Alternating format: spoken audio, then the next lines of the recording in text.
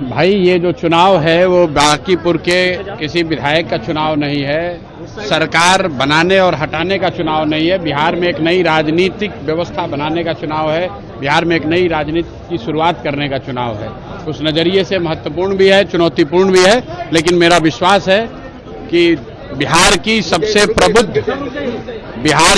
प्रबुद्ध और समृद्ध मतदाताओं का समूह वो सही निर्णय लेंगे। सफर में ठोकरें मिले तो हौसले कम मत समझ, सफर में ठोकरें मिले तो हौसले कम मत समझ, जो मैदान छोड़ दे उसे रहबर नहीं कहते। जी हाँ दोस्तों, ये लाइन प्रशांत किशोर पर बिल्कुल सटीक बैठती है। बिहार की राजनीति में एक बार फिर बड़ा दांव लग चुका है। चुनावी रणनीतिकार से नेता बने प्रशांत किशोर अब पटना की बांकीपुर सीट से चुनावी मैदान में उतर चुके हैं। जनसुराज ने उनको इस सीट से चुनाव लड़ाने का फैसला ले लिया है।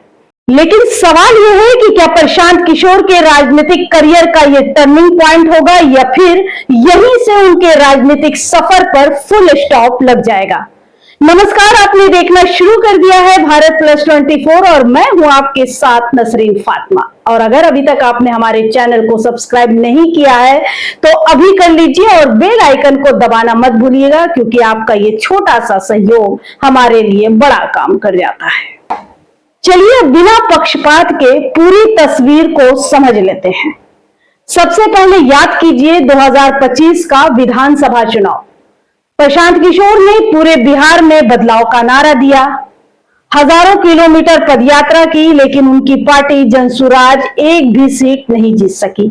हालांकि राज्य भर में पार्टी को लगभग 3 से 4% वोट मिले, जिससे यह साफ हुआ कि कुछ जनाधार तो उनके पास है, लेकिन उसे सीटों में नहीं बदला जा सका।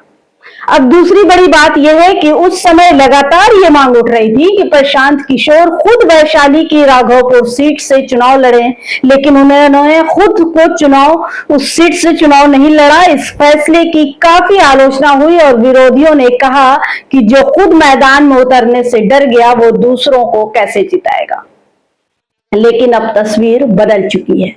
प्रशांत किशोर अपनी गलतियों से सीख लेना जानते हैं, लेकिन जिस सीट से उन्होंने खुद को फिर से साबित करने का फैसला लिया है वो आसान नहीं है। यानी बांकीपुर विधानसभा सीट ये सिर्फ एक सीट नहीं है, ये बीजेपी का मजबूत गढ़ माना जाता है। यहाँ शहरी, शिक्षित, मध्य वर्ग और सरकारी कर्मचारियों की बड़ी संख्या है। पहले इस सीट का प्रतिनिधित्व बीजेपी के कई बड़े नेता कर चुके हैं और खुद नितिन नवीन जो अभी बीजेपी के राष्ट्रीय अध्यक्ष हैं, उन्हीं की ये सीट थी। वही इस सीट से 2025 में विधानसभा चुनाव जीते थे और अब उन्हें चूंकि राष्ट्रीय अध्यक्ष बना दिया गया तो अब वे ये सीट खाली हो गई। इसलिए यहाँ मुकाबला सिर्फ एक सीट का नहीं है, बल्कि राजनीतिक प्रतिष्ठा का भी माना जा रहा है।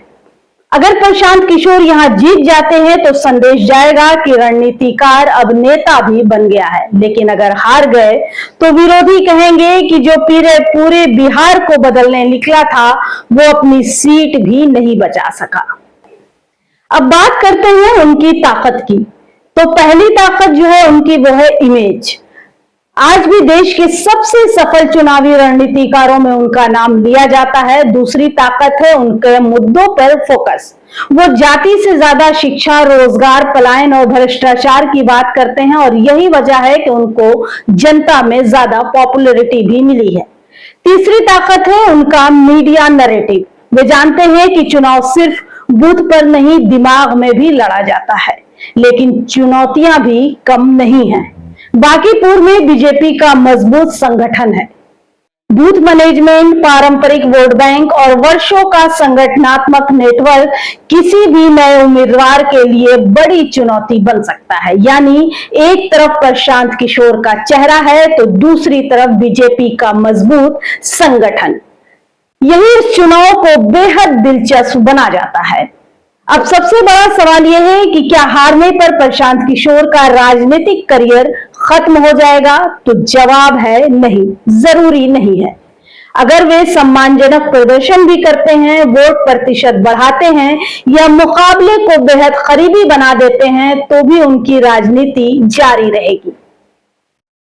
लेकिन अगर उन्हें बड़ी और एक तरफा हार मिलती है तो उनकी विश्वसनीयता पर गंभीर सवाल जरूर उठेंगे, क्योंकि यह चुनाव उनकी व्यक्तिगत नेतृत्व क्षमता की दूसरी बड़ी परीक्षा माना जा रहा है। अब आखिरी बात कि बांकीपुर का चुनाव सिर्फ एक सीट का चुनाव नहीं है, यह तय करेगा कि क्या प्रशांत किशोर सिर्फ चुनाव जिताने वाले रणनीतिकार हैं या खुद जनता का भरोसा जीतने वाले नेता भी बन चुके हैं। अब फैसला जनता के हाथ में है। आपकी राय क्या है? क्या प्रशांत किशोर बांकीपुर में इतिहास रचेंगे या यह चुनाव उनके राजनीतिक भविष्य पर सबसे बड़ा प्रश्न चिन्ह लगा देगा? हमें अपनी राय कमेंट बॉक्स में जरूर बताइएगा, क्योंकि आपकी हर राय को हम पढ़ते और समझते हैं। तब तक के लिए देखते रहिए भारत प्लस 24 और दीजिए इजाजत। जय हिंद।